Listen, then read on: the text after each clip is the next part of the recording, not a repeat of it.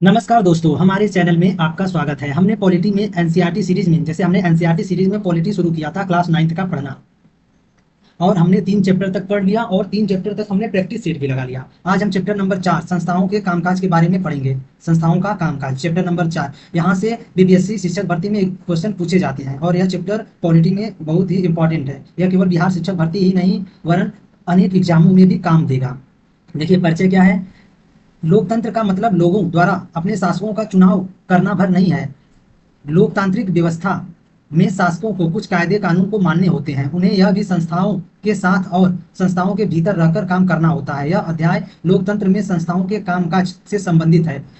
हम इसमें समझने का प्रयास करेंगे कि हमारे देश में किस तरह महत्वपूर्ण फैसले करके उन्हें लागू किया जाता है। हम यह भी देखेंगे कि इन फैसलों से संबंधित विवादों को किस तरह सुलझाया जाता है। इस अध्याय में हम इन फैसलों में महत्वपूर्ण भूमिका निभाने वाली 3 संस्थाओं विधायिका, कार्यपालिका और न्यायपालिका पर ध्यान केंद्रित करेंगे।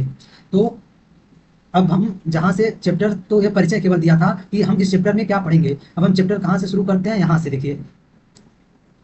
प्रमुख नीतिगत फैसले कैसे किए जाते हैं। देखिए एक सरकारी आदेश, देखिए क्या लिखा है। 13 अगस्त 1990 के दिन भारत सरकार ने एक आदेश जारी किया। इस कार्यालय ज्ञापन को, देखिए इसे कार्यालय ज्ञापन कहा गया। सभी सरकारी आदेशों की तरह इस ज्ञापन पर भी एक संख्या थी। यह आदेश उसी संख्या से जाना जाता था। वो एम नंबर थी इतना, और उसके बाद क्रमिक जन शिकायत और पेंशन मंत्रालय के क्रमिक एवं प्रशिक्षण विभाग के एक संयुक्त सचिव ने इस आदेश पर दस्तखत किए थे, यानी हस्ताक्षर। यह छोटा सा आदेश मुश्किल से 1 पन्ने का था। अगर आप इसे देखेंगे तो यह एक वैसा ही आम सर्कुलर या नोटिस लगेगा जैसे आपने स्कूलों में देखे होंगे। सरकार हर रोज विभिन्न मसलों पर सैकड़ों आदेश जारी करती है, लेकिन यह आदेश बहुत महत्वपूर्ण था और कई सालों तक विवाद का कारण बना रहा। आइए देखते हैं यह निर्णय किस तरह लिया गया और इसके बाद क्या हुआ। यह जो ओबीसी को 27% आरक्षण देने का फैसला था 1990 में, उसी के बारे में हम पढ़ेंगे इसमें। अभी जो यह महत्वपूर्ण फैसला लिया गया था ओबीसी को 27% आरक्षण के लिए, देखिए उसी के बारे में जानेंगे। क्या लिखा है। भारत सरकार के सरकारी पदों और सेवाओं में 27% रिक्तियां सामाजिक एवं शैक्षणिक दृष्टि से पिछड़े वर्ग यानी ओबीसी या एसईबीसी के लिए आरक्षित होंगे, यानी पिछड़े वर्ग ओबीसी हम मानेंगे। अब तक जिन जाति समूहों को सरकार पिछड़ा मानती थी उन्हें का एक नाम यानी एसईबीसी यानी socially and educationally backward classes है। अब तक नौकरी में आरक्षण का लाभ केवल अनुसूचित जाति और जनजातियों को ही मिल रहा था। अब एसईबीसी या सामाजिक और शैक्षिक दृष्टि से पिछड़े वर्गों के लिए तीसरी श्रेणी तैयार की जा रही थी और इनके लिए 27% का अलग कोटा तैयार किया जा रहा था। अन्य लोग इन 27% नौकरियों के लिए प्रतियोगिता नहीं कर सकते थे। ठीक है, अब आगे देखेंगे। देखिए निर्णय करने वाले कौन होंगे। देखिए इस ज्ञापन को जारी करने का फैसला किसने किया। जाहिर है अकेले उस व्यक्ति ने इतना बड़ा फैसला नहीं लिया होगा जिसके हस्ताक्षर उस दस्तावेज पर थे। वह अपने मंत्री द्वारा किए गए निर्देशों को लागू करने वाला अधिकारी था। देखिए कामक और प्रशिक्षण विभाग के मंत्री ने भी यह निर्णय खुद नहीं किया होगा।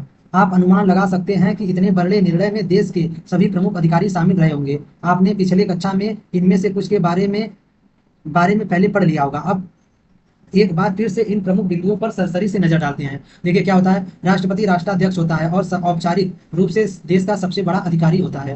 प्रधानमंत्री सरकार का प्रमुख होता है और दरअसल सरकार की ओर से अधिकांश अधिकारों का इस्तेमाल वही करता है। कौन करता है, तो प्रधानमंत्री। प्रधानमंत्री की सिफारिश पर राष्ट्रपति मंत्रियों को नियुक्त करता है। इनसे बनने वाले मंत्रिमंडल की बैठकों में ही कामकाज से जुड़े अधिकतर निर्णय लिए जाते हैं। देखिए संसद में राष्ट्रपति और 2 सदन होते हैं। कौन कौन, लोकसभा और राज्यसभा और राष्ट्रपति, इन तीनों को मिलाकर संसद बनता है। प्रधानमंत्री को लोकसभा के सदस्यों का बहुमत यानी प्रधानमंत्री को लोकसभा के सदस्यों का बहुमत हासिल करना जरूरी होता है। प्रधानमंत्री वही होगा जिसको लोकसभा के सदस्यों का बहुमत हासिल होगा। प्रधानमंत्री संसद के किसी भी सदन का सदस्य हो सकता है, लेकिन उसको बहुमत केवल लोकसभा के सदन से ही मिलना चाहिए। देखिए यहाँ पर भारत सरकार ने 1979 में दूसरा पिछड़ी जाति आयोग गठित किया था। इसकी अध्यक्षता बीपी मंडल ने की थी और इसी के कारण इसे आमतौर पर मंडल आयोग कहते थे। यानी जो हम पूछ सकते हैं कि दूसरा पिछड़ी जाति आयोग का गठन कब हुआ था भारत सरकार द्वारा, तो 1979 में। और उसके बाद इसकी अध्यक्षता यानी दूसरे पिछड़ी जाति आयोग की अध्यक्षता किसने की थी, तो बीपी मंडल ने किया था। इसलिए इसे आमतौर पर मंडल आयोग कहते थे। इसे भारत में सामाजिक और शैक्षणिक दृष्टि से पिछड़े वर्गों की पहचान के लिए मानदंड तय करने का और पिछड़ापन दूर करने के उपाय बताने का जिम्मा सौंपा गया। इस आयोग ने 1980 ईस्वी में अपनी सिफारिशें दी। यानी भारत सरकार ने 1979 ईस्वी में दूसरा पिछड़ी जाति आयोग का गठन किया और इसकी अध्यक्षता बीपी मंडल ने की। और जो दूसरी पिछड़ी जाति आयोग थी उसने 1980 यानी एक वर्ष बाद अपना जो अपना जिम्मा लिया था, उसने अपने सिफारिशें को 100 मतलब 1980 में सौंपी। यानी दूसरे पिछड़ी जाति आयोग का गठन हुआ था 1979 में, और उसने अपने रिपोर्ट को 1980 ईस्वी में सौंप दिया सरकार को। आयोग द्वारा सुझाए गए उपायों में से एक सिफारिश थी कि सरकारी नौकरियों में सामाजिक और शैक्षणिक दृष्टि से पिछड़े वर्गों के लिए 27% आरक्षण देना। यानी किसको, जो मंडल आयोग ने अपना रिपोर्ट दिया था उसमें यह एक आदेश यह भी था, यह एक सिफारिश यह भी थी कि जो पिछड़ी वर्ग है उनके लिए नौकरियों में 27% आरक्षण देना। इस रिपोर्ट और सिफारिशें यानी इस रिपोर्ट और उसकी सिफारिशों पर संसद में चर्चा हुई। किसके, मंडल आयोग के। देखिए वर्षों तक कई पार्टियों ने इसे लागू करने की मांग करते रहे। वर्षों तक कई पार्टियां और सांसद जो हैं इसे लागू करने का मांग करते रहे। फिर 1989 का देखिए 1989 का लोकसभा चुनाव हुआ। जनता दल ने अपने चुनाव घोषणा पत्र में वादा किया कि सत्ता में आने पर वह मंडल आयोग की सिफारिशों को लागू करेगा। चुनाव के बाद जनता दल की सरकार बनी और इसके नेता वीपी सिंह प्रधानमंत्री बने। देखिए कौन बना, वीपी सिंह बने थे। इसके बाद कई घटनाएं हुई। क्या क्या घटनाएं हुई ये अभी हम देखेंगे। देखिए नई सरकार ने संसद में राष्ट्रपति के भाषण के जरिए मंडल रिपोर्ट लागू करने की अपनी मंशा की घोषणा की। 6 अगस्त 1990 को केंद्रीय कैबिनेट की बैठक में इसके बारे में एक औपचारिक निर्णय लिया गया। अगले दिन प्रधानमंत्री वीपी सिंह ने एक बयान के जरिए इस निर्णय के बारे में संसद के दोनों सदनों को सूचित किया। संसद के दोनों सदनों को क्या किया, सूचित किया। फिर उसके बाद देखिए कैबिनेट के फैसले को देखिए कामक तथा प्रशिक्षण विभाग को भेज दिया गया। विभाग के वरिष्ठ अधिकारियों ने कैबिनेट के निर्णय के मुताबिक एक आदेश तैयार किया और मंत्री की स्वीकृति केंद्रीय सरकार की तरफ से ले ली। एक अधिकारी ने इस आदेश पर हस्ताक्षर किए और इस तरह 13 अगस्त 1990 को देखिए यह क्या तैयार हो गया, कौन सा रिपोर्ट तैयार हो गया, कौन सा ज्ञापन तैयार हुआ, तो जो पिछड़े वर्ग के लोगों को 27% आरक्षण देना था वही। देखिए अगले कुछ महीनों तक यह देश का सबसे ज्यादा चर्चित मुद्दा बन गया। सभी अखबारों और पत्रिकाओं में इस मुद्दे पर तरह तरह के विचार आए, बहस चली। इसके चलते कई प्रदर्शन और जवाबी प्रदर्शन हुए, मतलब कई विरोध भी हुए इस काम के। इनमें से कुछ हिंसक भी थे। इससे नौकरियों के हजारों अवसर प्रभावित होने वाले थे, इसलिए लोगों की प्रतिक्रिया बहुत तीखी थी। कुछ लोगों का मानना था कि भारत में विभिन्न जातियों के बीच असमानता के कारण ही नौकरियों में आरक्षण जरूरी है। यानी कुछ भारत के विभिन्न जातियों के बीच असमानता के कारण ही नौकरियों में आरक्षण जरूरी है, या कुछ लोगों का मानना था। उनका मानना था कि इससे उन लोगों को बराबरी पर आने का मौका मिलेगा जिनको सरकारी नौकरियों में अभी तक उचित प्रतिनिधित्व नहीं मिला है। हम आगे देखेंगे। देखिए दूसरे पक्ष के लोगों का मानना था कि इस निर्णय से जो पिछड़े वर्ग के नहीं हैं उनके अवसर छीनेंगे, अधिक योग्यता होने पर भी उनको नौकरियां नहीं मिलेगी। कुछ लोगों का मानना था कि इससे जातिवाद बढ़ेगा, जिससे देश की प्रगति और एकता पर असर होगा। यह निर्णय अच्छा था या नहीं, इस अध्याय में हम इस बारे में बात नहीं करेंगे। आइए हम देखिए इस बारे में हम बात नहीं करेंगे कि यह निर्णय अच्छा था या नहीं। हम इस उदाहरण को यहाँ सिर्फ समझाने के लिए बता रहे हैं कि देश में प्रमुख निर्णय कैसे लिए जाते हैं और उन्हें कैसे लागू किया जाता है, और इस विवाद का निपटारा किसने किया और इस विवाद का समाप्त कैसे हुआ, इसके बारे में भी हम अभी जान लेते हैं। देखिए क्या लिखा है, विवादों का निपटारा सर्वोच्च न्यायालय और उच्च न्यायालय करते हैं। इस आदेश के विरोधी कुछ लोगों और संस्थाओं ने अदालतों में कई मुकदमे दायर कर दिए। उन्होंने अदालत से इस आदेश को अवैध घोषित करके लागू होने से रोकने की अपील की। भारत के सर्वोच्च न्यायालय ने इस सभी मुकदमे को एक साथ जोड़ दिया। इस मुकदमे को इंदिरा साहनी एवं अन्य बनाम भारत सरकार का मामला कहा जाता है। सर्वोच्च न्यायालय के 11 सबसे वरिष्ठ न्यायाधीश ने इन दोनों पक्षों की दलीलें सुनी। यानी ओबीसी को 27% आरक्षण देने के खिलाफ लोगों ने क्या किया, अदालत में कई मुकदमे दायर किए, और उसके बाद अदालत ने इन सभी मुकदमों को जोड़कर इंदिरा साहनी एवं अन्य बनाम भारत सरकार मामला के नाम से मुकदमा चला। और इस मुकदमे में सर्वोच्च न्यायालय के 11 सबसे वरिष्ठ न्यायाधीश ने इन दोनों पक्षों की दलीलें सुनी, मतलब दोनों पक्षों की क्या सुनी, जो दलीलें थी, यानी दोनों पक्षों की वार्ता को सुना। उन्होंने 1992 में बहुमत से फैसला किया कि भारत सरकार का यह आदेश अवैध नहीं है, लेकिन सर्वोच्च न्यायालय ने सरकार से उसके मूल आदेश में कुछ संशोधन करने को कहा। उसने कहा कि पिछड़े वर्गों की अच्छी स्थिति वाले लोगों को आरक्षण का लाभ नहीं मिलना चाहिए। उसके मुताबिक 8 दिसंबर 1993 को क्रमिक एवं प्रशिक्षण मंत्रालय ने एक और आदेश जारी किया। यह विवाद सुलझ गया और तभी से इस नीति पर अमल किया जा रहा है।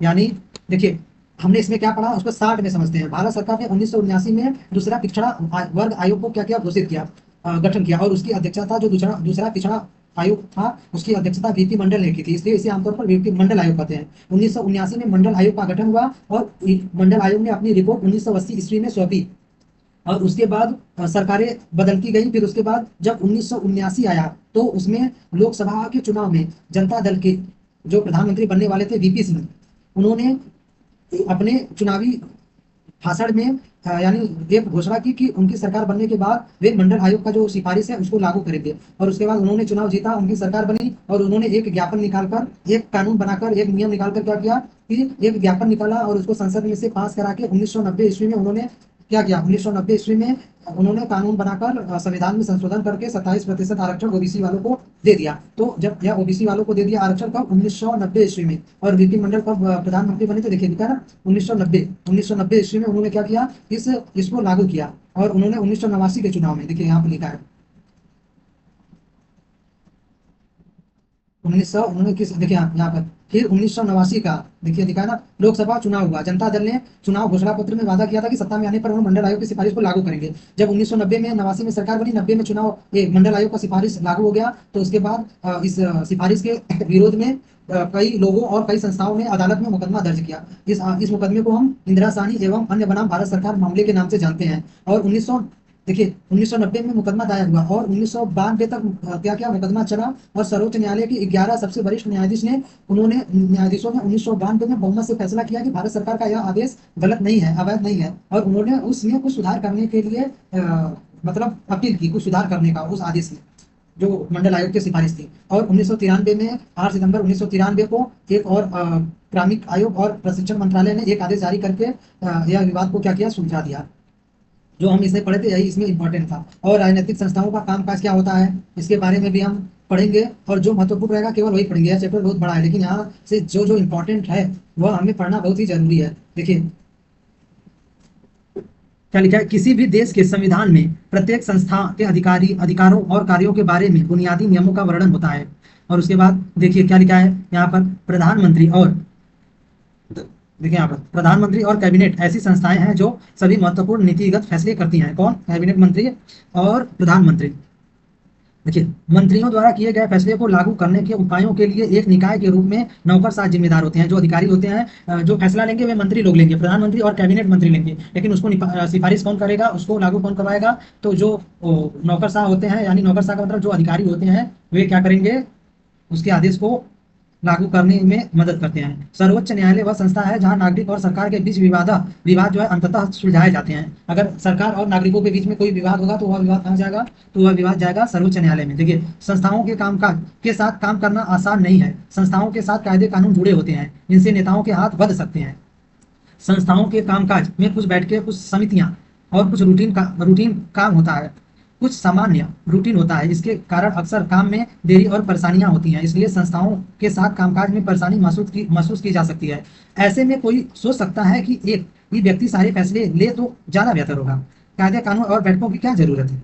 पर यह लोकतंत्र के बुनियादी भावना के अनुकूल नहीं है। संस्थाओं के कामकाज के तरीकों से जो कुछ परेशानियां होती हैं या थोड़ा वक्त लगता है, वह भी कई मायने में उपयोगी होता है। किसी भी फैसले के पहले अनेक लोगों के राय विचार करने का अवसर मिल जाता है। संस्थाओं के कारण एक अच्छा फैसला झटपट करना आसान नहीं होता, लेकिन संस्थाएं बुरा फैसला भी जल्दी ले पाना मुश्किल बना देती हैं। यानी जो संस्थाएं हैं वो जल्दी से फैसला लेने में कोई गलत फैसला भी ले सकती हैं।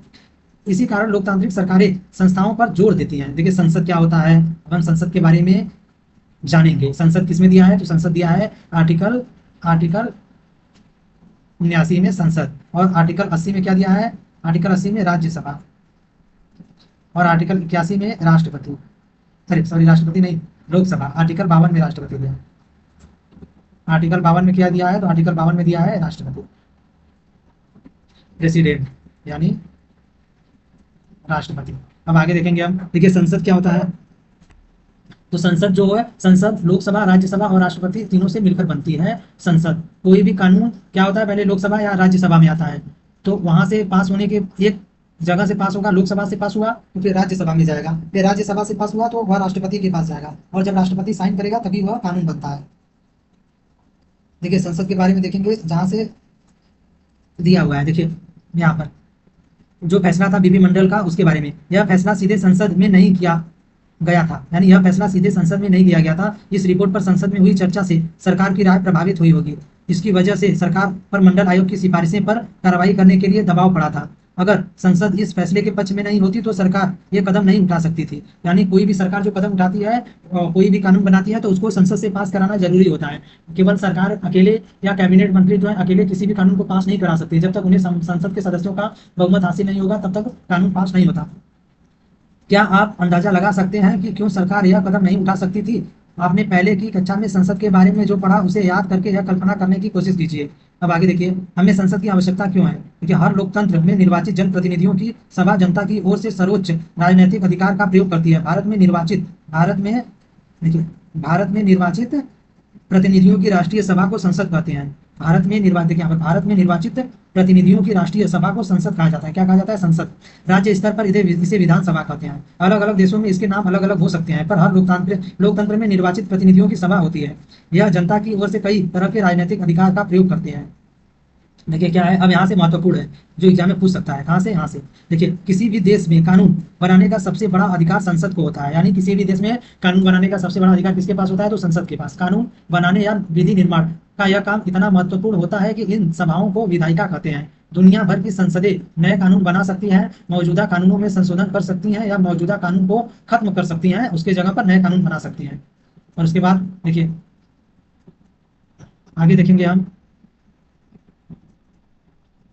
देखिए, दुनिया भर में संसद सरकार चलाने वालों को नियंत्रित करने के लिए कुछ अधिकारों का प्रयोग करती है। भारत जैसे देश में उसे सीधा और पूर्ण नियंत्रण हासिल है। संसद के पूर्ण समर्थन की स्थिति में ही सरकार चलाने वाले फैसले कर सकते हैं। यानी प्रधानमंत्री फैसला कोई भी कानून, कोई भी संविधान में संशोधन तभी करेगा जब संसद के सदस्यों का बहुमत या उनका सपोर्ट मिलेगा। देखिए, सरकार के हर पैसे पर संसद का नियंत्रण होता है। अधिकांश देशों में संसद की मंजूरी के बाद ही सार्वजनिक पैसे को खर्च किया जा सकता है। सार्वजनिक मामलों और किसी देश की राष्ट्रीय नीति पर चर्चा और बहस करने के लिए संसद ही सर्वोच्च संघ है। संसद किसी भी मामले में सूचना मांग सकती है। और संसद के देखिए दो सदन कौन कौन से हैं? तो संसद के देखिए, चूंकि आधुनिक लोकतंत्रों में संसद बड़ी महत्वपूर्ण भूमिका निभाती है, लिहाजा अधिकांश बड़े देशों में संसद की भूमिका और अधिकारों को दो हिस्सों में बांट दिया है। उन्हें चेंबर या सदन कहते हैं। पहले सदन के सदस्यों को आमतौर पर सीधे जनता द्वारा चुना जाता है, जिसे लोकसभा कहते हैं भारत में, और जनता की ओर से असली अधिकारों का प्रयोग करती है। दूसरे सदन के सदस्य अमूमन परोक्ष रूप से चुने जाते हैं, यानी अप्रत्यक्ष रूप से, और कुछ विशेष काम करते हैं। कुछ सदन का सामान्य कार्य काम विभिन्न राज्य क्षेत्रों और संघीय इकाइयों के हितों की निगरानी करना होता है। देखिए, हमारे हमारे देश में संसद के दो सदन हैं। दोनों सदनों में एक को राज्यसभा काउंसिल ऑफ स्टेट और दूसरे को लोकसभा हाउस ऑफ पीपल के नाम से जाना जाता है। भारत का राष्ट्रपति संसद का हिस्सा होता है, हालांकि वह दोनों में से किसी भी सदन का सदस्य नहीं होता। यानी जो भारत का राष्ट्रपति होता है वह संसद का हिस्सा होता है, लेकिन जो संसद के लोकसभा व राज्यसभा दो सदन है, उन दोनों सदनों में से किसी भी सदन का सदस्य नहीं होता राष्ट्रपति। इसलिए संसद के फैसले राष्ट्रपति की मंजूरी के बाद ही लागू होते हैं। संसद के फैसले कब लागू होंगे? जब राष्ट्रपति की मंजूरी मिलेगी उसके बाद। और उसके बाद देखिए, लोकसभा और राज्यसभा के बारे में देखेंगे। देखिए, कुल सदस्यों की संख्या कितनी होती है? तो लोकसभा में कुल सदस्यों की संख्या कितना होता है? इस समय वर्तमान में कुल सदस्यों की संख्या 543, और राज्यसभा में कितना है? तो 250। और उसके बाद सदस्यों का चुनाव कौन करता है? तो लोकसभा के जो 543 सदस्य हैं उनका चुनाव डायरेक्ट जनता द्वारा होता है, प्रत्यक्ष रूप से। और जो राज्यसभा के सदस्य हैं उनका चुनाव जनता द्वारा नहीं किया जाता। उनका कार्यकाल कितना होता है? तो लोकसभा के सदस्यों का कार्यकाल 5 वर्ष होता है, और राज्यसभा के सदस्यों का कार्यकाल कितना होता है? तो 6 वर्ष। लेकिन राज्यसभा का कार्यकाल नहीं होता। राज्यसभा एक स्थायी सदन है, और राज्यसभा के सदस्यों का कार्यकाल 6 वर्ष होता है, और प्रत्येक 2 वर्ष में 1/3 सदस्य सेवानिवृत्त होते हैं। क्या संसद को हमेशा के लिए भंग किया जा सकता है या वह स्थायी है? तो राज्यसभा को भंग नहीं किया जा सकता। राज्यसभा स्थायी सदन है, लेकिन लोकसभा को भंग किया जा सकता है। लेकिन संसद को, यानी सदन को हमेशा के लिए भंग नहीं किया जा सकता। सदन को हमेशा के लिए भंग नहीं किया जा सकता। अब देखिए, लोकसभा और राज्यसभा के बारे में पढ़ेंगे। देखिए, दोनों सदनों में से अधिक प्रभावशाली कौन है? तो राज्यसभा को कभी कभी अपर हाउस बोलते हैं, उच्च सदन, और लोकसभा को लोअर हाउस कहा जाता है। इसका मतलब यह नहीं है कि राज्यसभा लोकसभा से ज्यादा प्रभावशाली है। यानी राज्यसभा अपर उच्च सदन है, तो इसका ये मतलब नहीं है कि जो निम्न सदन लोकसभा और उच्च सदन राज्यसभा, तो जो उच्च सदन है तो वह ज्यादा शक्तिशाली नहीं है निम्न सदन से। देखिए, यह महज बोलचाल की पुरानी शैली है, और हमारे संविधान में इस भाषा का इस्तेमाल नहीं किया गया है। उच्च सदन निम्न सदन का इस्तेमाल हमारे संविधान में नहीं किया गया है भाषा का। देखिए, अब लोकसभा और राज्यसभा के बारे में देखेंगे। यहाँ देखिए, महत्वपूर्ण है यहाँ। देखिए, किसी भी सामान्य कानून को पारित करने में के लिए दोनों सदनों की जरूरत होती है, लेकिन अगर दोनों सदनों के बीच कोई मतभेद हो तो अंतिम फैसला दोनों के संयुक्त अधिवेशन में किया जाता है। इन दोनों सदनों के सदस्य एक साथ बैठते हैं। सदस्यों की संख्या अधिक होने के कारण इस तरह की बैठकें में, देखिए, इस तरह की बैठकें में लोकसभा के विचार को प्राथमिकता मिलने की संभावना रहती है। यानी संयुक्त बैठक, आर्टिकल किसमें है संयुक्त बैठक? तो आर्टिकल 108 में। संयुक्त बैठक कब होता है? राष्ट्रपति के जब कोई भी कानून में लोकसभा और राज्यसभा में विरोध हो, यानी दोनों सदनों में से कोई भी साधारण कानून हो, दोनों सदनों में से पारित नहीं हो रहा हो, तो दोनों सदनों का एक संयुक्त बैठक करते हैं, जो आर्टिकल 108 में दिया हुआ है। तो संयुक्त बैठक बुलाता कौन है? तो संयुक्त बैठक बुलाता है राष्ट्रपति। और संयुक्त बैठक की अध्यक्षता कौन करता है? तो लोकसभा का अध्यक्ष। आर्टिकल 118 में दिया है कि संयुक्त बैठक की अध्यक्षता लोकसभा का अध्यक्ष करता है। और उसके बाद अगर लोकसभा का अध्यक्ष अनुपस्थित हो हो तो संयुक्त बैठक की अध्यक्षता लोकसभा का उपाध्यक्ष करता है। लेकिन अगर लोकसभा के अध्यक्ष और उपाध्यक्ष दोनों ना हो तो संयुक्त बैठक का जो अध्यक्षता रहेगा वो राज्यसभा का उपसभापति करेगा। राज्यसभा का सभापति नहीं करेगा संयुक्त बैठक की अध्यक्षता, कौन करेगा? राज्यसभा का उपसभापति करेगा। और उसके बाद जब दोनों सदनों में किसी कानून को लेकर बहुमत ना हो यानी एकता ना हो तो दोनों का को एक साथ बैठाते हैं, राज्यसभा को भी लोकसभा को भी, जिसे हम संयुक्त बैठक कहते हैं। और उस बैठक में संयुक्त बैठक में क्या होता है कि लोकसभा के सदस्यों का संख्या ज्यादा रहने के कारण कोई भी कानून जो पास होगा वह लोकसभा के द्वारा ही पास हो जाता है, यानी लोकसभा के विचारों को प्राथमिकता मिलने की संभावना ज्यादा रहती है। क्वेश्चन देखिए दूसरा देख पढ़ेंगे अब।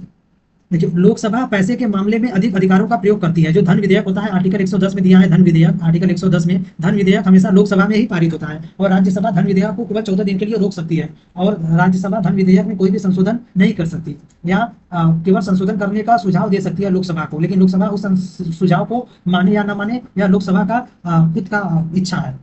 देखिए लोकसभा पैसे के मामले में अधिक अधिकारों का प्रयोग करती है। लोकसभा में सरकार के बजट या पैसों से संबंधित कोई कानून पारित हो जाए तो राज्यसभा उसे खारिज नहीं कर सकती, यानी जो धन विधेयक होता है वह सबसे पहले लोकसभा में पेश होगा और लोकसभा में पारित हो जाएगा तो राज्यसभा उसे खारिज नहीं कर सकती। और कोई भी विधेयक धन विधेयक है या नहीं इसका फैसला लोकसभा का अध्यक्ष करता है। देखिए धन विधेयक को क्या करता है, राज्यसभा उसे पारित करने में केवल 14 दिनों की देरी कर सकती है या उसमें संशोधन के सुझाव दे सकती है। यह लोकसभा का अधिकार है कि वह उन सुझावों को माने या न माने। लोकसभा चाहे तो उन सुझावों को नहीं मानेगी और 14 दिन से अधिक देरी कर सकती है तो समझा जाएगा कि वह जो धन विधेयक है वह पास हो गया। सबसे बड़ी बात यह है कि लोकसभा मंत्री परिषद को नियंत्रित करती है। सिर्फ वही व्यक्ति प्रधानमंत्री बन सकता है जिसे लोकसभा में बहुमत हासिल हो। जैसे केवल वही व्यक्ति प्रधानमंत्री बनेगा जिसे लोकसभा के सदस्यों में का बहुमत प्राप्त हो। लेकिन अगर प्रधानमंत्री मान लीजिए राज्यसभा का है, जैसे डॉक्टर मनमोहन सिंह राज्यसभा से थे, राज्यसभा के सदस्य थे, तो भी वे प्रधानमंत्री बने थे क्योंकि उन्हें लोकसभा से बहुमत प्राप्त था। अगर आधे से अधिक लोकसभा सदस्य कह दे कि उन्हें मंत्रिपरिषद पर विश्वास नहीं है तो प्रधानमंत्री समेत सभी मंत्रियों को पद छोड़ना होगा। राज्यसभा को यह अधिकार हासिल नहीं है। यानी अगर अविश्वास प्रस्ताव लाया जाए प्रधानमंत्री के खिलाफ तो वह हमेशा लोकसभा में आएगी और अविश्वास प्रस्ताव आने पर लोकसभा में अविश्वास प्रस्ताव लाई जाती है तो प्रधानमंत्री को अपना बहुमत साबित करना होता है और अगर प्रधानमंत्री अपना बहुमत साबित नहीं कर पाया तो उसे अपने पद से इस्तीफा देना होता है। यानी जब आधे से अधिक लोकसभा के सदस्य बोल दे कि उन्हें मंत्रिपरिषद पर विश्वास नहीं है तो प्रधानमंत्री को और प्रधानमंत्री समेत अन्य मंत्रियों को क्या करना पड़ता है, इस्तीफा देना पड़ेगा। और लोकसभा में क्या होता है, कौन कौन से कब कब क्या क्या होते हैं, ये सब दिया है। और उसके बाद कार्यपालिका के बारे में भी हम अभी देखेंगे। देखिए कार्यपालिका क्या होती है, जो महत्वपूर्ण रहेगा जहां पर केवल वही पढ़ेंगे। कार्यपालिका एक होता है विधायिका। विधायिका का मतलब होता है संसद, जो कानून बनाते हैं, और जो कार्यपालिका होती है वह कानून को लागू करवाती है, और जो न्यायपालिका होती है वह न्याय संबंधी कार्यों को देखती है।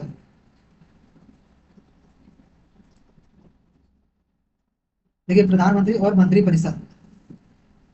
देखिए इस देश में प्रधानमंत्री सबसे महत्वपूर्ण राजनीतिक संस्था है। फिर भी प्रधानमंत्री के लिए कोई प्रत्यक्ष चुनाव नहीं होता। प्रधानमंत्री के लिए प्रत्यक्ष चुनाव नहीं होता। राष्ट्रपति प्रधानमंत्री को नियुक्त करता है, लेकिन राष्ट्रपति अपनी मर्जी से किसी को भी प्रधानमंत्री नियुक्त नहीं कर सकता। राष्ट्रपति लोकसभा में बहुमत वाली पार्टी या गठबंधन के नेता को ही प्रधानमंत्री नियुक्त करता है। यानी लोकसभा में जिस पार्टी को बहुमत हासिल हो, यानी अगर लोकसभा में 543 सीट हैं और इसमें से 272 सीट जिस पार्टी को प्राप्त होगा वह बहुमत में आ जाएगा, और जो 272 सीट जिस पार्टी को प्राप्त होगा वही क्या करेगी, उसी पार्टी का जो मुख्य नेता होगा वही उसी को राष्ट्रपति क्या बनाएगा, प्रधानमंत्री बनाएगा। राष्ट्रपति उसी को प्रधानमंत्री बनाएंगे। अगर किसी एक पार्टी या गठबंधन को बहुमत हासिल नहीं होता तो राष्ट्रपति उसी व्यक्ति को प्रधानमंत्री के रूप में नियुक्त करता है जिसे सदन में बहुमत हासिल होने की संभावना होती है। अगर 272 सीट किसी भी पार्टी को नहीं मिल रही है तो यहाँ कोई भी गठबंधन करके 272 सीट नहीं दिखा पा रहा है, 272 सदस्यों लोकसभा के सदस्यों का बहुमत नहीं प्राप्त कर पा रहा है, तो राष्ट्रपति अपने विवेक से किसी एक को, किसी भी लोकसभा के किसी सदस्य को, किसी पार्टी के सदस्य को प्रधानमंत्री बना देगा और उससे यह उम्मीद की जाएगी कि वह 6 महीने के भीतर लोकसभा में बहुमत हासिल करे। देखिए प्रधानमंत्री का कार्यकाल तय नहीं होता।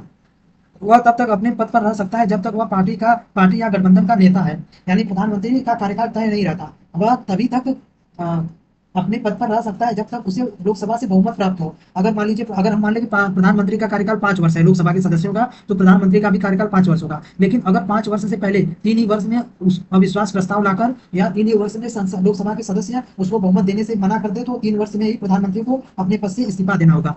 और जब प्रधानमंत्री इस्तीफा दे देता है तो मंत्रिमंडल के जितने भी कैबिनेट मंत्री के जितने भी मंत्री होते हैं उनका भी इस्तीफा स्वीकार हो जाता है। प्रधानमंत्री के इस्तीफा देने के बाद पूरा मंत्रिपरिषद ही अपने पद से हट जाता है।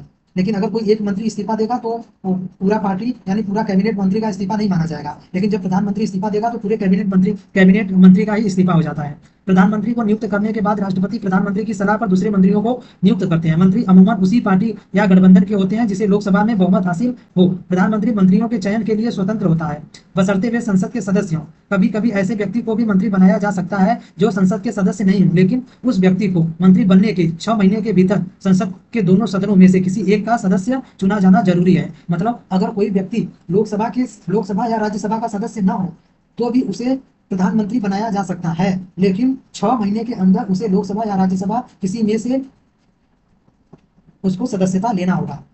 और उसके बाद देखिए, मंत्रिपरिषद उस निकाय का सरकारी नाम है जिसमें सारे मंत्री होते हैं।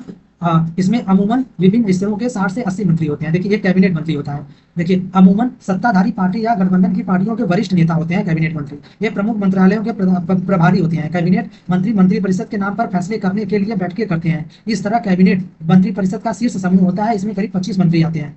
और उसके बाद स्वतंत्र प्रभाव वाले मंत्री, देखिए, अमूमन छोटे मंत्रालयों के प्रभारी होते हैं। वे विशेष रूप से आमंत्रित किए जाते हैं पर जाने पर ही कैबिनेट की बैठकों में भाग लेते हैं। जो स्वतंत्र प्रभाव वाले राज्य मंत्री होते हैं वे छोटे मंत्रालयों के प्रभारी होते हैं और उनको जब आमंत्रित किया जाएगा तभी वे कैबिनेट की बैठक में भाग लेंगे। राज्य मंत्री अपने विभाग के कैबिनेट मंत्रियों से जुड़े होते हैं और उनकी सहायता करते हैं, क्योंकि सारे मंत्रियों के लिए नियमित रूप से मिलकर हर बात पर चर्चा करना व्यवहारिक नहीं है, लिहाजा कैबिनेट बैठकों में ही किए जाते हैं। इस वजह से अधिकांश देशों में संसदीय लोकतंत्र को सरकार का कैबिनेट रूप कहा जाता है। कैबिनेट टीम के रूप में काम करती है। मंत्रियों की राय और विचार अलग अलग हो सकते हैं, लेकिन सबको कैबिनेट के फैसले की जिम्मेदारी लेनी होती है। भले ही कोई फैसला किसी दूसरे मंत्रालय या विभाग का हो, लेकिन कोई भी मंत्री सरकार के फैसले की खुलेआम आलोचना नहीं कर सकता। हर मंत्रालय में सचिव, देखिए, हर मंत्रालय में सचिव होते हैं जो नौकरशाह होते हैं। ये सचिव फैसला करने के लिए मंत्री को जरूरी सूचना मुहैया कराते हैं। टीम के रूप में कैबिनेट की मदद कैबिनेट सचिवालय करता है। उसमें कई वरिष्ठ नौकरशाह शामिल होते हैं जो विभिन्न मंत्रालयों के बीच समन्वय स्थापित करने की कोशिश करते हैं। और अब प्रधानमंत्री के अधिकार के बारे में जानेंगे। क्या जानेंगे अब हम? प्रधानमंत्री के अधिकार के बारे में। देखिए, संविधान में प्रधानमंत्री या मंत्रियों के अधिकारों या एक दूसरे से उनके संबंधों के बारे में बहुत कुछ नहीं कहा गया है, लेकिन सरकार के प्रमुख के नाते प्रधानमंत्री के व्यापक अधिकार होते हैं। वह कैबिनेट की बैठकों की अध्यक्षता करता है। वह विभिन्न विभागों के कार्यों का समन्वय, देखिए, वह विभागों के कार्यों का समन्वय करता है और विभागों के विवाद के मामलों में उसका निर्णय अंतिम माना जाता है। वह विभिन्न विभागों की सामान्य निगरानी करता है। सारे मंत्री उसी के नेतृत्व में काम करते हैं। प्रधानमंत्री मंत्रियों के काम का वितरण और पुनः वितरण करता है। उसे किसी मंत्री को बर्खास्त करने का भी अधिकार होता है, यानी वह किसी भी मंत्री को बर्खास्त कर सकता है, यानी उसे उसके पद से हटा सकता है। और जब प्रधानमंत्री अपने पद को छोड़ता है तो पूरा मंत्रिमंडल इस्तीफा दे देता है। यानी जब प्रधानमंत्री अपने पद से इस्तीफा देगा तो सारा मंत्रिमंडल का इस्तीफा माना जाता है। इस तरह अगर भारत में कैबिनेट सबसे अधिक प्रभावशाली संस्था है तो कैबिनेट के भीतर सबसे प्रभावशाली व्यक्ति प्रधानमंत्री होता है। दुनिया की सभी संसदीय लोकतंत्रों में प्रधानमंत्री की अधिकार हाल के दशकों में इतना बढ़ गए हैं कि संसदीय लोकतंत्र को कभी कभी सरकार का प्रधानमंत्री रूप कहा जाने लगा है। राजनीति में राजनीतिक दलों, पार्टियों और भूमिका बढ़ाने के साथ ही प्रधानमंत्री पार्टी के जरिए कैबिनेट और संसद को नियंत्रित करने लगा है। मीडिया राजनीति और चुनाव को पार्टियों के वरिष्ठ नेताओं के बीच प्रतिस्पर्धा के रूप में पेश करके इस रुझान में अपना योगदान करती हैं। भारत में भी हमने प्रधानमंत्री के पास ही सारे अधिकार सीमित करने की प्रवृत्ति देखी है। भारत के पहले प्रधानमंत्री जवाहरलाल नेहरू ने ढेर सारे अधिकारों का इस्तेमाल किया था, क्योंकि उनका जनता पर बहुत अधिक प्रभाव था। यानी सबसे अधिक अधिकार किसने प्रयोग किया था? तो जवाहरलाल नेहरू ने। इंदिरा गांधी भी कैबिनेट के अपने सहयोगियों की तुलना में बहुत ज्यादा प्रभावशाली थी। जाहिर है कि किसी प्रधानमंत्री का अधिकार उस पद पर बैठे व्यक्ति के व्यक्तित्व पर ही निर्भर करता है, लेकिन हाल के वर्षों में भारत में गठबंधन की राजनीति के उभार से प्रधानमंत्री के अधिकार कुछ हद तक सीमित हुए हैं। गठबंधन सरकार का प्रधानमंत्री अपनी मर्जी से फैसले नहीं कर सकता। उसे अपनी पार्टी के भीतर विभिन्न समूहों और गुटों के साथ गठबंधन के साझेदारों, देखिए, की राय भी माननी होती है। अगर गठबंधन की सरकार है तो प्रधानमंत्री गठबंधन के जितने भी नेता होंगे उनसे भी राय और विचार लेता है। क्यों? क्योंकि अगर प्रधानमंत्री अपने मन से फैसले लेगा तो जो गठबंधन की सरकार होती है, जो अन्य पार्टियां प्रधानमंत्री को सपोर्ट करती हैं, वे प्रधानमंत्री की पार्टी से अपना गठबंधन तोड़ लेंगी, तो इससे प्रधानमंत्री को बहुमत नहीं मिल पाएगा। क्यों? क्योंकि गठबंधन से ही प्रधानमंत्री अपने पद पर बैठा रहता है। देखिए, इसके अलावा उसे गठबंधन के साझेदारी और दूसरे पार्टियों के विचारों और स्थितियों को भी देखना होता है। आखिर उन्हीं के समर्थन के आधार पर सरकार टिकी होती है। अगर वे समर्थन हटा लेंगे तो उनकी सरकार क्या होगी? गिर जाएगी। देखिए, राष्ट्रपति के बारे में आर्टिकल किसमें दिया है? आर्टिकल 52 में दिया है। एक और जहां प्रधानमंत्री सरकार का प्रमुख होता है, वहीं राष्ट्रपति राष्ट्राध्यक्ष होता है। हमारी राजनीतिक व्यवस्था में राष्ट्राध्यक्ष केवल नाम के अधिकारों का प्रयोग करते हैं, यानी राष्ट्राध्यक्ष जो है, राष्ट्रपति केवल नाम के अधिकार है उनके पास। भारत का राष्ट्रपति ब्रिटेन की महारानी की तरह होता है, जिसका काम अलंकारिक अधिक होता है। राष्ट्रपति देश के सभी राजनीतिक संस्थाओं के काम की निगरानी करता है ताकि वे राज्य के उद्देश्यों को हासिल करने के लिए मिलजुल कर काम करें। राष्ट्रपति का चयन जनता द्वारा प्रत्यक्ष रूप से नहीं किया जाता। राष्ट्रपति का चयन कौन करता है? लोकसभा, राज्यसभा और विधानसभा के सदस्य। विधानसभा का मतलब सभी राज्यों के जो विधानसभा के सदस्य होंगे वे राष्ट्रपति के चुनाव में भाग लेते हैं। कौन कौन? राष्ट्रपति के चुनाव में लोकसभा के सभी सदस्य भाग लेते हैं, और उसके बाद राज्यसभा के सभी निर्वाचित सदस्य भाग लेंगे। जो राष्ट्रपति द्वारा राज्यसभा में 12 मनोनीत सदस्य होते हैं वे राष्ट्रपति के चुनाव में भाग नहीं लेते। कौन कौन लेगा था? लोकसभा के सभी सदस्य राष्ट्रपति के चुनाव में भाग लेते हैं, और राज्यसभा के सभी निर्वाचित सदस्य लोकसभा मतलब राज्यसभा के सभी निर्वाचित सदस्य राष्ट्रपति के चुनाव में भाग लेंगे, और जो विधानसभा के सभी निर्वाचित सदस्य होते हैं या विधानसभा के सभी सदस्य राष्ट्रपति के चुनाव में भाग लेंगे। सभी राज्यों के विधानसभा के निर्वाचित सदस्य राष्ट्रपति के चुनाव में भाग लेते हैं। देखिए, संसद सदस्य और राज्य की विधानसभाओं के सदस्य उसे चुनते हैं। राष्ट्रपति के पद के प्रत्याशी को चुनाव जीतने के लिए बहुमत हासिल करना होता है, और राष्ट्रपति का चुनाव लड़ने के लिए वह भारत का नागरिक हो, उसकी न्यूनतम आयु 35 वर्ष हो, और राष्ट्रपति के चुनाव लड़ने के लिए 100 लोकसभा यानी राष्ट्रपति का चुनाव लड़ने के लिए जो नामांकन भरना रहता है उसमें 100 विधायकों का या 100 सांसदों का क्या करना चाहिए? सहमति रहना चाहिए, तभी वह राष्ट्रपति पद के लिए उम्मीदवार घोषित हो सकता है। यानी अगर कोई भी मान लीजिए राष्ट्रपति पद के लिए उम्मीदवार घोषित, जैसे मान लीजिए वर्तमान राष्ट्रपति द्रौपदी मुर्मू हैं, तो द्रौपदी मुर्मू जी को विधानसभा यानी द्रौपदी मुर्मू जी को राष्ट्रपति पद के नामांकन के लिए अपना नामांकन भरने के लिए उन्हें 100 सांसदों का सपोर्ट होना आवश्यक है। 100 सांसद जो है वो सपोर्ट करेंगे, तभी वे राष्ट्रपति 100 सांसद या 100 विधानसभा के सदस्य या 100 सांसद कोई भी जो राष्ट्रपति के चुनाव में भाग ले सकता है, ऐसे 100 लोग उनके सपोर्ट में रहेंगे, तभी वे राष्ट्रपति पद के लिए उम्मीदवार बनेंगे। देखिए, इससे यह तय हो जाता है कि राष्ट्रपति पूरे राष्ट्र का प्रतिनिधित्व करता है, लेकिन राष्ट्रपति उस तरह प्रत्यक्ष जनादेश का दावा नहीं कर सकता जिस तरह से प्रधानमंत्री। इससे यह तय हो जाता है कि राष्ट्रपति कहने मात्र का कार्यपालक की भूमिका निभाता है। कहने मात्र का राष्ट्रपति के पास अधिकार है। राष्ट्रपति के अधिकारों के मामले में मामले में भी यही बात लागू होती है। अगर आप संविधान को सरसरी तौर पर पढ़ेंगे तो आप सोचेंगे कि ऐसा कुछ भी नहीं है जो राष्ट्रपति न कर सके। सारी सरकारी गतिविधियां राष्ट्रपति के नाम पर ही होती हैं। सारे कानून और सारी सरकार के प्रमुख नीतिगत फैसले उसी के नाम से जारी होते हैं। सभी प्रमुख नियुक्तियां राष्ट्रपति के नाम पर ही होती हैं। वह भारत के मुख्य न्यायाधीश और सर्वोच्च न्यायालय और उच्च न्यायालय के न्यायाधीशों और राज्यपाल, चुनाव आयुक्तों और दूसरे देशों के राजदूतों आदि की नियुक्ति करता है। सभी अंतर्राष्ट्रीय संधियां और समझौते उसी के नाम पर होते हैं। किसके नाम पर? राष्ट्रपति। भारत में रक्षा बलों का सुप्रीम कमांडर कौन होता है? राष्ट्रपति होता है, केवल नाम मात्र का। और उसके बाद लेकिन हमें याद रखना चाहिए कि राष्ट्रपति इन अधिकारों का इस्तेमाल मंत्रिपरिषद की सलाह पर करता है। राष्ट्रपति मंत्रिपरिषद को अपनी सलाह पर पुनर्विचार करने के लिए कह सकता है, लेकिन अगर वही सलाह दोबारा मिलती है तो वह उसे मानने के लिए बाध्य होता है। यानी जो मंत्रिपरिषद है कोई भी कानून पास कर रहा है तो दोनों लोकसभा राज्यसभा से वह कानून पास हो गया प्रस्ताव और गया राष्ट्रपति के पास साइन के लिए, और अगर राष्ट्रपति को वह पसंद नहीं है तो उस पर साइन नहीं करेगा और वह उसको वापस पुनर्विचार के लिए भेज देगा। जब पुनर्विचार के लिए भेज देगा तो दोबारा उस पर विचार करके फिर आ जाएगा वही प्रस्ताव, वही कानून आएगी दोबारा राष्ट्रपति के पास, तो राष्ट्रपति को उस पर साइन करना क्या रहेगा? आवश्यक हो जाएगा। इसी प्रकार संसद द्वारा पारित कोई विधेयक राष्ट्रपति की मंजूरी के बाद ही कानून बनता है। अगर राष्ट्रपति चाहे तो उसे कुछ समय के लिए रोक सकता है। वह विधेयक पर पुनर्विचार के लिए संसद में वापस भेज सकता है, लेकिन अगर संसद दोबारा विधेयक को पास कर देती है तो राष्ट्रपति उस पर हस्ताक्षर करने ही पड़ेंगे। देखिए, राष्ट्रपति करता क्या है अपनी मन से? तो राष्ट्रपति जो है जब लोकसभा और राज्यसभा में यानी जब लोकसभा में किसी भी पार्टी को बहुमत नहीं हासिल होता तो राष्ट्रपति अपने विवेक का अधिकार का प्रयोग करके लोकसभा का जो महत्वपूर्ण नेता रहेगा उसे प्रधानमंत्री बना देगा, और उसके बाद उसे बहुमत हासिल करने के लिए कहेगा कि 6 महीने के भीतर उसे बहुमत हासिल करना होगा। अगर 6 महीने के भीतर प्रधानमंत्री बहुमत हासिल नहीं कर पाता तो वह क्या करेगा? वह अपने पद से हटा दिया जाएगा। यानी उसको जितना जल्दी हो सके बहुमत हासिल करना पड़ता है। और जब न्यायपालिका क्या है तो न्यायपालिका के बारे में हम देखेंगे। न्यायपालिका जो है सरकार और नागरिकों के बीच या सरकार या राष्ट्रपति या उपराष्ट्रपति संबंधित कोई भी चुनाव में जो विवाद रहेगा उसको सर्वोच्च न्यायालय सुलझाता है, और सर्वोच्च न्यायालय हमारे मौलिक अधिकारों का रक्षा करता है। देखिए, सर्वोच्च न्यायालय क्या है इसके बारे में भी देखेंगे। देखिए, देश में सर्वोच्च न्यायालय जैसा कुछ नहीं होता। सर्वोच्च न्यायालय तो होता है पर उसके पास सरकार की कार्यवाहियों को आंकने का अधिकार नहीं होता। देखिए, सर्वोच्च न्यायालय किसमें दिया है? तो आर्टिकल किसमें दिया है सर्वोच्च न्यायालय? तो आर्टिकल 123 में 124, इसको हम लास्ट में देखेंगे कि सर्वोच्च न्यायालय का किस आर्टिकल में है।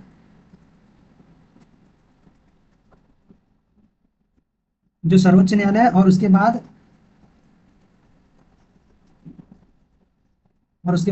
उच्च न्यायालय। सर्वोच्च न्यायालय को सुप्रीम कोर्ट भी बोलते हैं या उच्चतम न्यायालय भी बोलते हैं। तो उच्च न्यायालय और उसके बाद सर्वोच्च न्यायालय यह किस आर्टिकल में है इसको हम अभी देखेंगे। देखिए सर्व आर्टिकल 32 के साथ अगर आपके मौलिक अधिकार का हनन हो रहा है तो आप सीधे सर्वोच्च न्यायालय में जा सकते हैं। और आर्टिकल 226 के तहत अगर आपके मतलब मौलिक अधिकार का हनन हो रहा है तो आप आर्टिकल 226 के तहत उच्च न्यायालय में जा सकते हैं और आर्टिकल 32 के तहत सर्वोच्च न्यायालय में जा सकते हैं। और अब आगे देखते हैं, इसको हम अभी लास्ट में देखेंगे कि सर्वोच्च न्यायालय और उच्च न्यायालय। सर्वोच्च न्यायालय शायद आर्टिकल 124 में है और उच्च न्यायालय है आर्टिकल 226।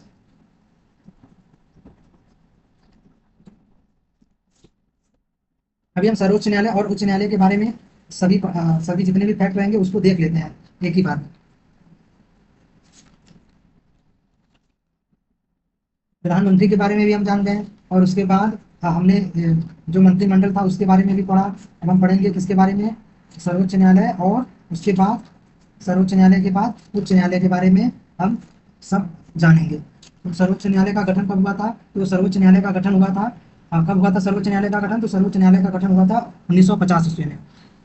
देखिए अब उच्च न्यायालय है आर्टिकल 214 में। उच्च न्यायालय क्या है, उच्च न्यायालय है आर्टिकल, देखिए उच्च न्यायालय के बारे में आर्टिकल 214 में उच्च न्यायालय दिया हुआ है। उच्च न्यायालय कहाँ पर दिया हुआ है, तो आर्टिकल 214 में। और उसके बाद उच्च न्यायालय, देखिए उच्च न्यायालय के बारे में हम जान गए। और उच्च न्यायालय के जो मुख्य न्यायाधीश होंगे उनका नियुक्ति कौन करता है, तो उनका नियुक्ति राष्ट्रपति द्वारा किया जाता है। और उच्च न्यायालय किस आर्टिकल में दिया है, तो उच्च न्यायालय दिया है आर्टिकल 214 में। और उसके बाद सर्वोच्च न्यायालय किस आर्टिकल में दिया हुआ है, तो सर्वोच्च न्यायालय दिया है आर्टिकल 124 में। सर्वोच्च न्यायालय कहाँ दिया है, आर्टिकल 124 में। और उसके बाद उच्च न्यायालय कहाँ दिया है, आर्टिकल 214 में। ठीक है। और उसके बाद देखिए संविधान का व्याख्याकार और संरक्षक कौन होता है, सर्वोच्च न्यायालय। और भारतीय संविधान की व्याख्या करने का मुख्य अधिकार किसके पास है, तो सर्वोच्च न्यायालय के पास। और जब प्रथम बार सर्वोच्च न्यायालय की स्थापना हुई थी रेगुलेटिव एक्ट 1773 के तहत, और भारत के सर्वोच्च न्यायालय की स्थापना किस अधिनियम के तहत हुई थी, तो भारत सरकार अधिनियम 1935 के अधीन हुई थी। और उसके बाद सर्वोच्च न्यायालय में न्यायाधीशों के संख्या का वृद्धि करने का अधिकार किसको है, तो संसद को है। और सर्वोच्च न्यायालय के न्यायाधीशों की नियुक्ति कौन करता है, और तो कौन करता है, सर्वोच्च न्यायालय के न्यायाधीशों की नियुक्ति तो राष्ट्रपति करते हैं। अब हम आगे देखते हैं, सर्वोच्च न्यायालय आर्टिकल 124 और उच्च न्यायालय आर्टिकल 214। देखिए उसे अधिकार होता मगर सर्वोच्च न्यायालय से कोई निष्पक्ष न्याय की उम्मीद नहीं रखता। कब कब ये सब कब होता, यानी देश में सर्वोच्च न्यायालय जैसा कुछ नहीं होता तो क्या होता, सर्वोच्च न्यायालय तो होता पर उसके पास सरकार की कार्रवाई को आंकने का अधिकार नहीं होता। क्यों कब नहीं होता, जब सर्वोच्च न्यायालय निष्पक्ष नहीं होता, यानी सर्वोच्च न्यायालय पर किसी का दबाव नहीं होता। भले ही वह निष्पक्ष फैसला सुना देता लेकिन सरकार के आदेश के खिलाफ अपील करने वाले उसे उसके फैसले को नहीं मानते। देखिए इस वजह से लोकतंत्र, देखिए इसी वजह से लोकतंत्र के लिए स्वतंत्र और प्रभावशाली न्यायपालिका को जरूरी माना जाता है। देश के विभिन्न स्तरों पर मौजूद अदालतों को सामूहिक रूप से न्यायपालिका कहा जाता है। देखिए न्यायपालिका का काम क्या है, यह देखेंगे। देश के नागरिकों के बीच, नागरिक और सरकार के बीच, दो या दो से अधिक राज्य सरकार के बीच और केंद्र और राज्य सरकार के बीच कोई भी विवाद होगा तो क्या करते हैं, सर्वोच्च न्यायालय क्या करता है, उसे सुलझाता है। और उसके आगे देखेंगे, देखिए राष्ट्रपति सर्वोच्च न्यायालय और उच्च न्यायालय के न्यायाधीशों को प्रधानमंत्री की सलाह पर और सर्वोच्च न्यायालय के मुख्य न्यायाधीश के मशविरे से नियुक्त करता है। व्यवहारिक तौर पर अब इस व्यवस्था में सर्वोच्च न्यायालय के वरिष्ठ न्यायाधीश सर्वोच्च न्यायालय और उच्च न्यायालय के नए न्यायाधीशों को नियुक्त को चुनते हैं। मतलब ये न्यायपालिका के बारे में दिया है। देखिए भारत के मुख्य न्यायमूर्ति यानी न्यायाधीश श्री जस्टिस JS खेहर 25 जुलाई 2017 को नई दिल्ली में संसद के केंद्रीय सभागार में श्री रामनाथ कोविंद को भारत के राष्ट्रपति पद की शपथ दिलाते हैं। यानी मुख्य न्यायाधीश जो होता है सुप्रीम कोर्ट का, मुख्य न्यायाधीश को शपथ कौन दिलाता है, तो मुख्य न्यायाधीश को शपथ दिलाता है राष्ट्रपति। या बोले तो देखिए राष्ट्रपति लिखते हैं, राष्ट्रपति को शपथ कौन दिलाता है, तो मुख्य न्यायाधीश। ठीक है, यानी मुख्य न्यायाधीश क्या करते हैं, राष्ट्रपति को शपथ दिलाते हैं। और उसके बाद जो राष्ट्रपति को शपथ मुख्य न्यायाधीश दिलाएंगे शपथ। और उसके बाद जब राष्ट्रपति को इस्तीफा देना होगा तो वह किसको देगा, तो यह उपराष्ट्रपति को देगा। और उसके बाद मुख्य न्यायाधीश के जो मुख्य न्यायाधीश होते हैं उनको शपथ राष्ट्रपति दिलाते हैं और राष्ट्रपति को शपथ कौन दिलाता है, तो मुख्य न्यायाधीश दिलाते हैं। और राष्ट्रपति अपना त्याग पत्र किसको देगा, तो उपराष्ट्रपति को देगा। लेकिन और उसके बाद उपराष्ट्रपति को शपथ कौन दिलाता है, तो राष्ट्रपति। और उपराष्ट्रपति अपना त्याग पत्र किसे देगा, तो राष्ट्रपति को देगा।